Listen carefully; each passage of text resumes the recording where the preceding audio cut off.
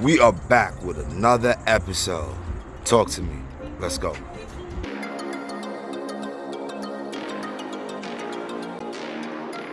Before we jump into this video, we want to show our love to Brittney.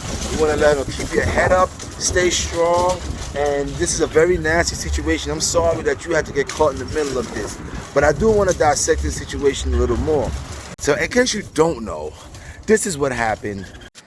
A famous player by the name of BRITNEY GRINER was detained at Moscow airport on February 17th after Russian authorities said a search of her luggage revealed vape cartridges allegedly containing oil derived from cannabis, which in Moscow can carry a max penalty of 10 years in prison. Now I want to put some things into context. So this basketball player, she's about 6'7", 6'8", she's very tall, and the recent reports is that she's in a cell and she has 2 cellmates, and that she's doing well, that she's in good spirits. And I want to kind of start there. You know, the person we're talking about is healthy. As we're being reported, as we're hearing, they're in good health. So there's 2 things that happened recently that definitely puts a different light on this whole situation. For those that know or did not know, there was a lot of questions being asked on why was she even in Russia? So I wasn't sure either. I wasn't sure the connection to her sport and Russia. So apparently, women get paid so little playing the sport of basketball that they find themselves in these countries trying to make $500,000 a year, because here in America they're making closer to an average of anywhere between $90,000 to $120,000 a year, right?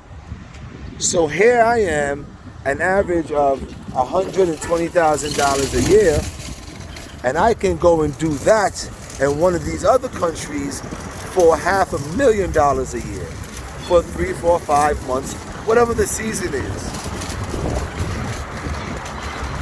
That is something that we need to take a look at.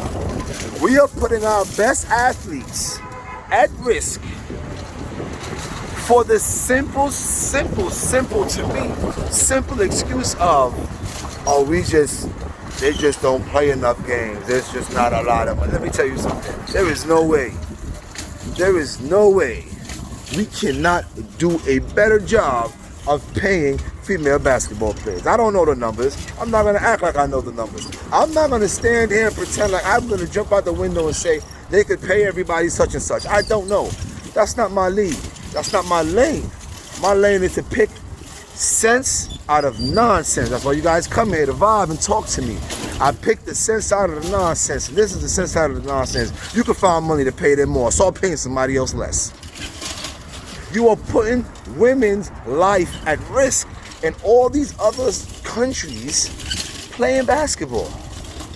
Because I'll be honest with you, this is a far-fetched situation. Russia is going to war and you get caught in the prison. That's actually more far-fetched. There's 100 other things that can happen to these athletes when you send them to these other countries. The second thing that came out about Miss BRITNEY GRINER that I want to make sure everybody's knowing is reason why we didn't know and we don't know and we're not hearing about this the way we should. Another basketball player by the name of Lisa Leslie came out and said this during a sit-down interview. But what we were told was to not make a big fuss about it so that they could not use her as a pawn, so to speak, in this situation in war. So to make it like it's not that important, or don't make it where like free Brittney and we start this campaign, and then it becomes something that they could use this leverage. That's what we were told. And I don't want to say who said that, but it's kind of like what's been spreading throughout the women's basketball world. Can you imagine that? Can you imagine having a close friend of yours regardless of status, stuck in a situation like she is, in a prison in Russia, and you're not able to bring it to the forefront, you're not able to speak on it, you're not able to do none of the things that any friend would naturally do to try to support you, try to help you. You can't reach out, you can't do nothing. You gotta do everything behind the scenes. What I find interesting is you make a comment and say, don't use her as a pawn. And the way we're going to do that is by using her as a pawn. The minute you tell her that you're using her as a pawn, you're strategically finding a way to use this pawn, doesn't change the fact that you're using the pawn. Isn't this America DNA and its finest? Here we are, this black sister, basketball player, athlete, this American woman, in a situation that she is, and it matters. Some people are gonna say it doesn't. Oh, any caliber of person, it doesn't matter the caliber. Listen, let me be honest with you. The facts is the facts. It matters.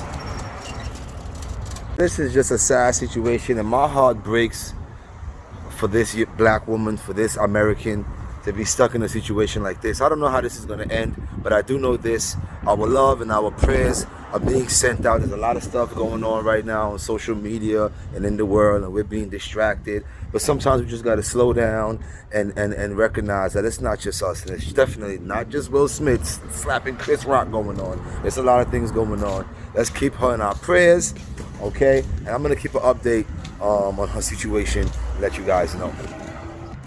So I just wanted to drop this video real quick because I think it's very important that we keep her in our prayers and that we keep this American woman, this young black athlete in our prayers. It's because it's sad that she gets stuck in a situation like this.